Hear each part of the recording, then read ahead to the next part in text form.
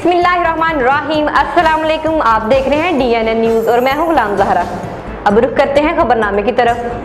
अब रुख करते हैं नारोवाल का। मकसूदुल हसन की रिपोर्ट के मुताबिक जावेद इकबाल SHO थाना रैया खास जिंदाबाद। नाउज़बिल्लाह, कुरान पाक की बेहरमती करने वाले को बरवक्त कार्रवाई करके गिरफ्तार करने पर SHO थाना रैया खास मोहम्मद जावेद इकबाल और उनकी पूरी टीम को खराज तहसीन पेश करते हैं।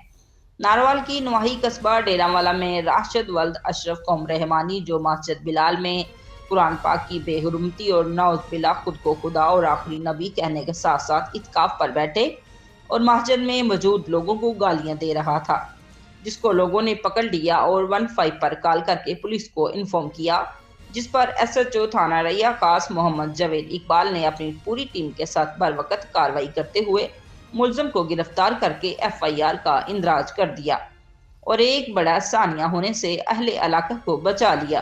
अब तक के लिए इतना ही। मजीद खबरों के लिए हमारे साथ रहिए।